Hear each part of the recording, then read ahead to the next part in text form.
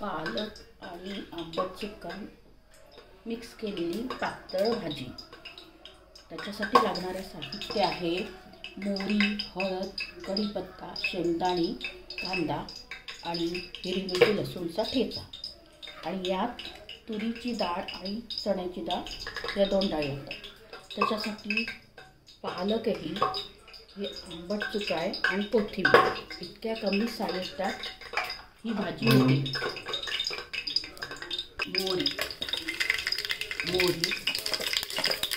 मोहरी तडतडल्यावर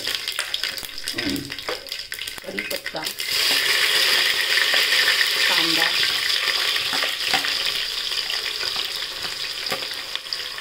हलवून थोडं जास्त परतायचं नाही, थोडासा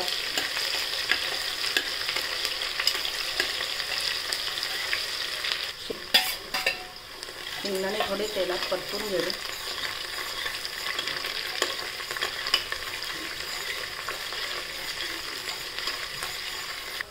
हिरवी मिरची, लसूणचा ठेचा हा तेलात परतून घेणे आणि त्यानंतर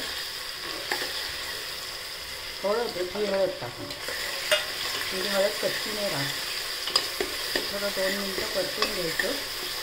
त्याच्यानंतर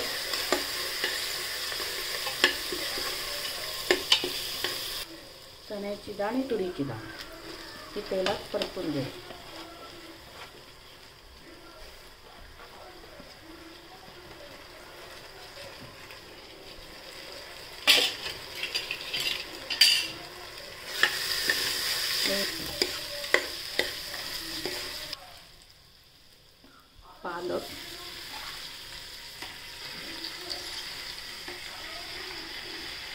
पालक झाली की आंबाडी येईल बारीक चिरलेली, आणि यात शिजतानाच कोथिंबीर टाका, म्हणजे तुमच्या भाजीला फार चांगली चव येईल।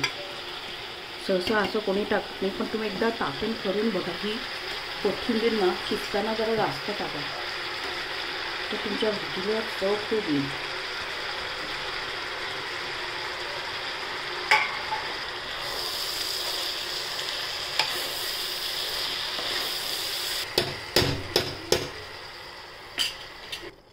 शेवटी पाणी शिजण्यापुरतं पाणी टाकून झाकण लावून टाकून हलवायचं एकदा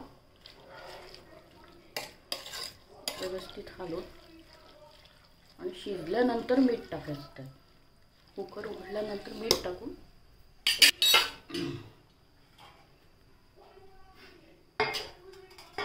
4 शिट्या होऊ द्यायच्या।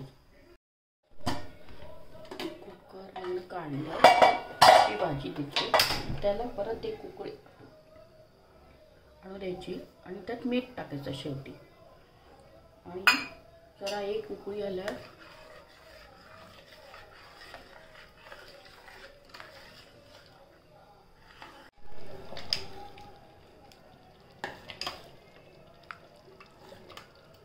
ही भाजी मुलांसाठी करून बघा। आंबट चुका आणि पालक मिक्स केली, त्यांना फार आवडेल।